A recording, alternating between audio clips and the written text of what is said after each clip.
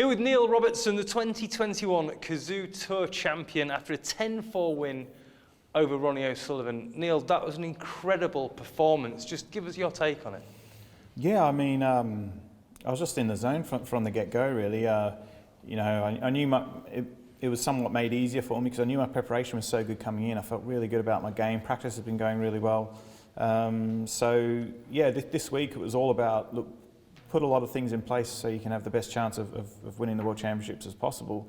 And that was to play every frame, every match on every session on my terms. You know, don't let frames get too dragged out, and you know, back yourself all the way through.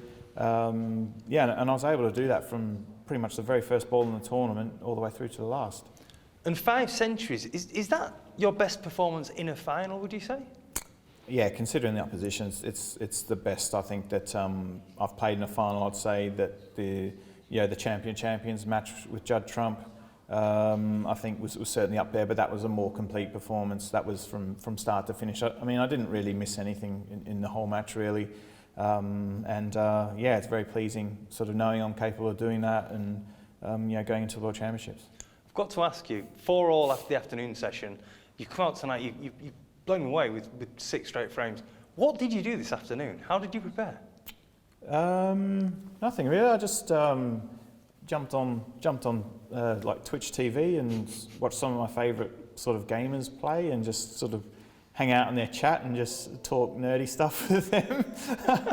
And yeah, just something to eat and just relax, you know, just, yeah, keep it chill. You know, there's nothing to get too excited about or worry about anything. I mean, the way I lost the last frame of the last session, you know, maybe could have put people in a negative mindset, but I knew I was playing well, so there's nothing to worry about. And yeah, it was just about come out tonight with the same application, and then hope you get your chances, and well, not hope, just do the best you can, and you know, whenever chances come along, then take them by the scruff of the neck.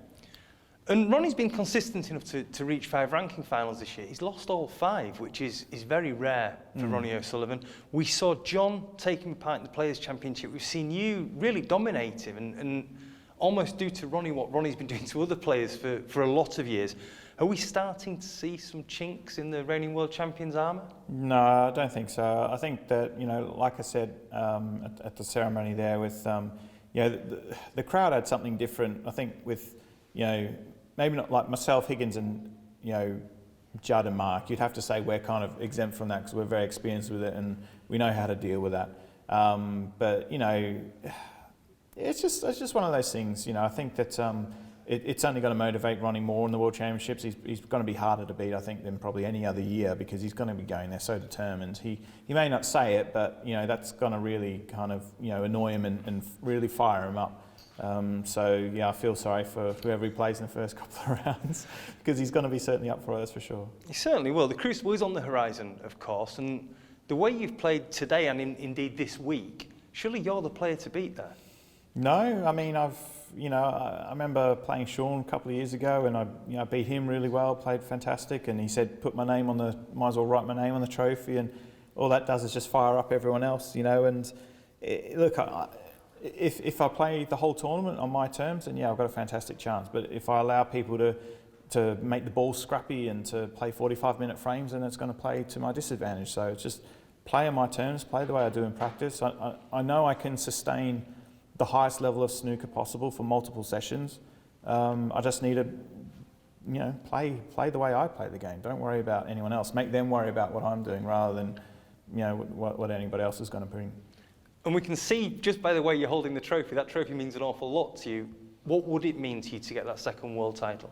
Yeah, it would probably answer maybe any kind of critics that I have left, or not so much critics, just maybe people who think that I've underachieved in the World Championships, and you'd have to say winning it once and not more times, that you'd probably have to say that's right, even though Ronnie and Mark have won it, you know, a few times each since I won it, so there haven't been too many other gap years in between where there's been opportunities there.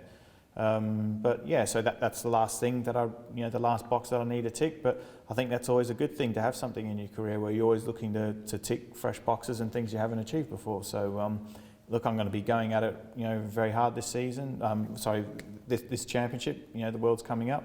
And I believe that someone's going to have to play like their absolute best to beat me, and that's a good position to be in from my point of view.